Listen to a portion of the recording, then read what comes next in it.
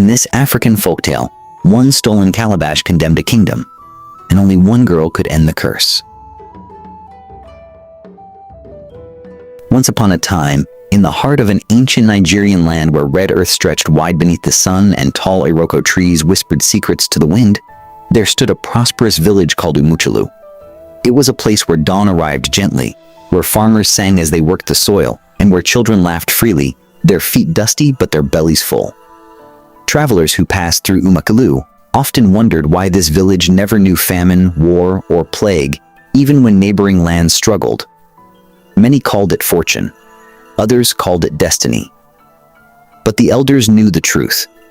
Umuchelu thrived under the reign of King Oberon, a ruler loved not for fear but for wisdom. He listened more than he spoke and judged with a calm heart. Each market day, he walked among his people without guards, greeting the old and blessing the young. Yet behind his gentle smile lay a burden heavier than the coral beads upon his crown. A secret bound to his bloodline, passed from king to king in solemn silence. Deep within the palace, beyond carved wooden doors and sacred symbols etched into the walls, lay a hidden shrine forbidden to all but the king and the highest elders. Inside that shrine rested a simple-looking object, an ancient calabash darkened by age, its surface marked with faint spiritual carvings that glowed only during sacred rites. To the untrained eye, it was nothing more than a hollowed gourd. But to the ancestors, it was everything. The elders whispered that the calabash was older than the village itself. It had been given to Umuchelu by the spirits when the first king made a covenant with the unseen world. As long as the calabash remained in its rightful place, the land would flourish. Rain would fall when needed, the soil would remain fertile, and the people would multiply in peace. But the elders also spoke of another truth, one they shared only in hushed voices. The calabash did not create blessings, it restrained a curse. A curse so ancient and powerful that if ever released, it would devour the land and turn brother against brother. Every year, during the festival of first harvest, King Oberon entered the shrine alone. There, he performed sacred rituals taught only to the royal lineage.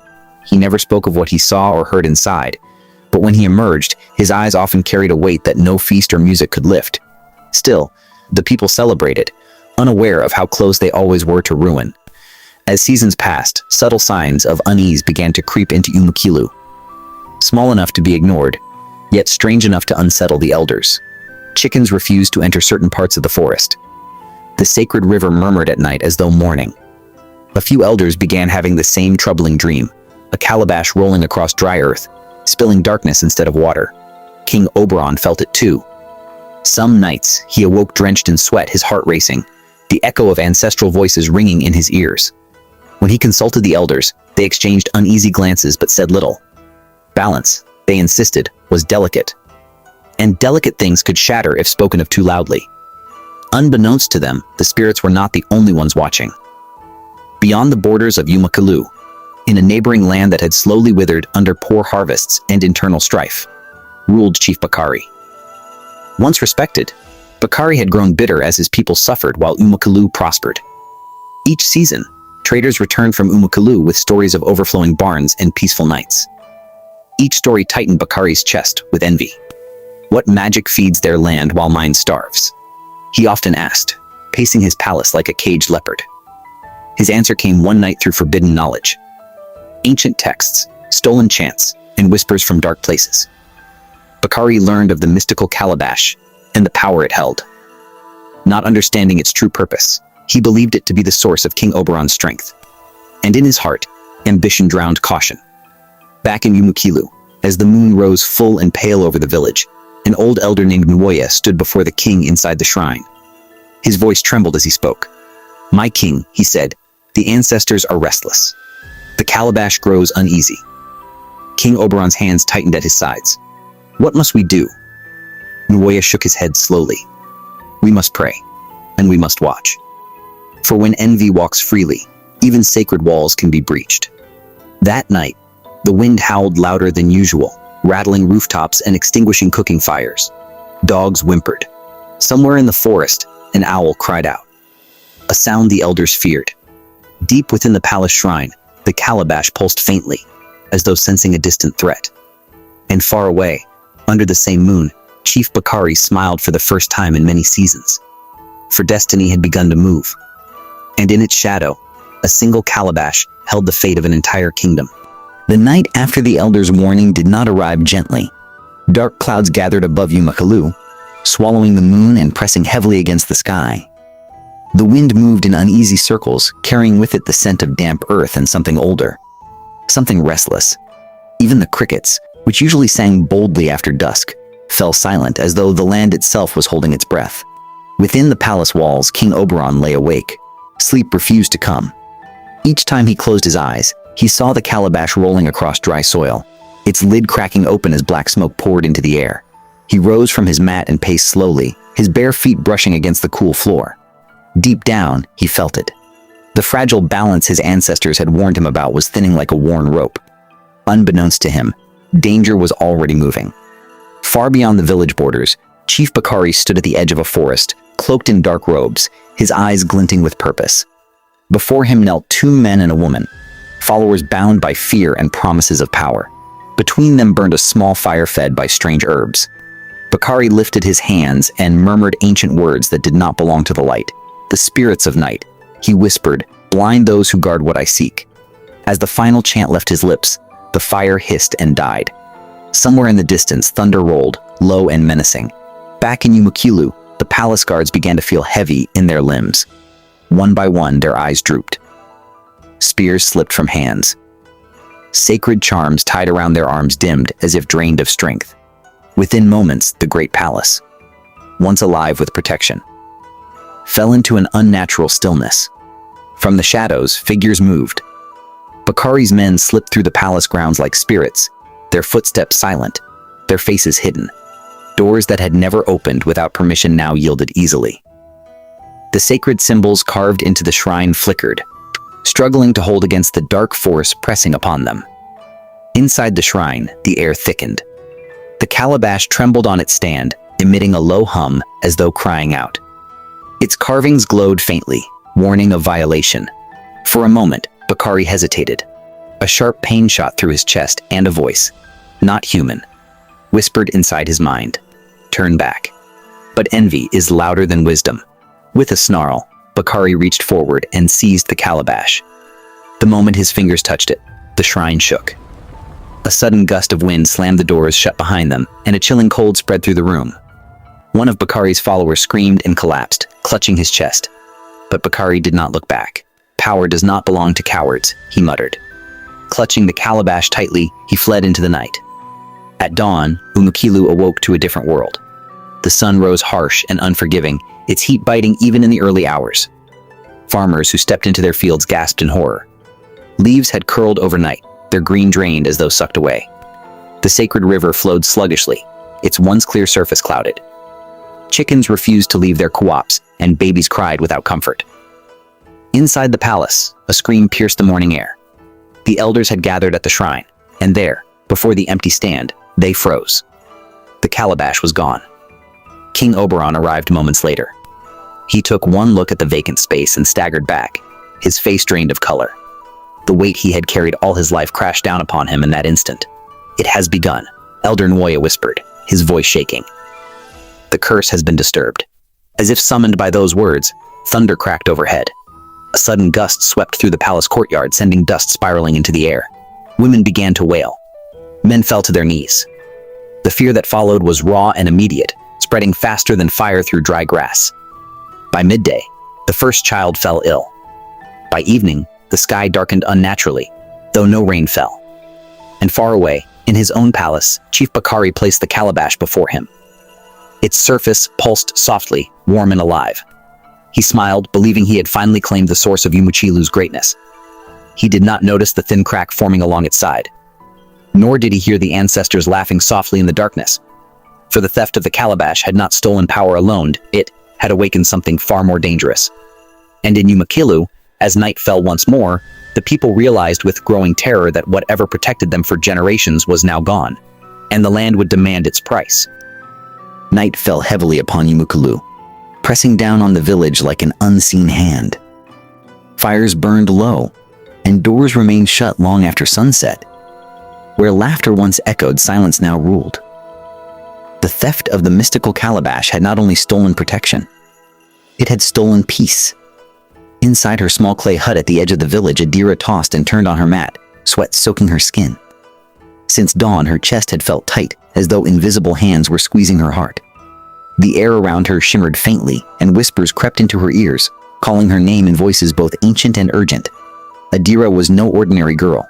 Born during a violent storm many seasons ago, she had cried before the midwife touched her. The elders had exchanged uneasy looks then, for children born beneath such signs were often bound to the spirit world. As she grew, Adira spoke of things she could not have known, of deaths before they happened, of rains before clouds formed. Yet instead of reverence, she was met with fear and doubt. She sees too much, some villagers whispered. Her tongue walks ahead of her destiny, others warned. So Adira learned to stay quiet. But this night, silence abandoned her. As the moon climbed high, the hut walls dissolved before her eyes, and she was pulled into a vision so vivid it stole her breath. She stood upon cracked earth beneath a burning sky. Rivers lay dry like dead snakes. Children wailed as elders collapsed, their voices rising in despair. At the center of it all stood the calabash, split open, darkness spilling from it like thick smoke, swallowing everything in its path. Adira screamed and bolted upright. At that same moment, a violent wind tore through Umuchelu, extinguishing torches and rattling roofs. Elder Noi, wide awake despite his age, gripped his walking staff and whispered a trembling prayer. "The ancestors are crying," he said, "and they are calling her." By dawn, sickness had spread to 3 more homes. The sacred river shrank further, its fish floating lifeless upon the surface. Panic took root, and the elders could no longer pretend ignorance. With heavy hearts, they summoned Adira to the palace. She arrived hesitantly, barefoot, her head bowed. Murmurs rippled through the gathered crowd as she passed.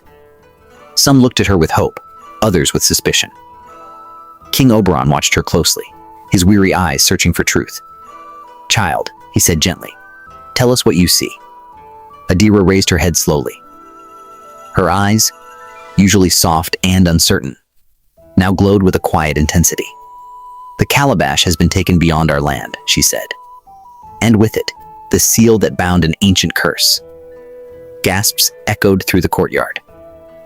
She spoke of her visions, of famine, madness, and the spirits turning against their own children. She revealed a truth long buried by time. The calabash was never a gift of power, but a prison.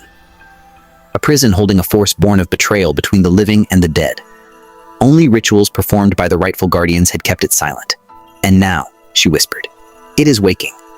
Far away, Chief Bakari knelt before the calabash, chanting greedily. With each ritual, his body grew stronger, his voice more commanding. But each attempt to command the calabash unleashed chaos elsewhere. Storms battered his land while drought tightened its grip on Umuchelu. Nightmares plagued his people, and shadows moved where none should exist. Bakari laughed, mistaking destruction for strength. Back in Umuchelu, the elders exchanged fearful glances. The truth could no longer be denied. They knelt before Adira, not as a child, but as an oracle. "You must find it," Elder Nuoya said, tears in his eyes. "You must restore balance." Fear flickered across Adira's face, but beneath it, something stronger stirred. Acceptance. The ancestors had chosen her, and destiny does not wait for permission. That evening, Adira stood at the village edge, a small bundle slung over her shoulder.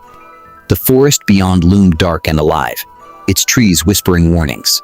King Oberon approached and placed a protective charm into her palm. "Return to us," he said softly. "Our fate walks with you."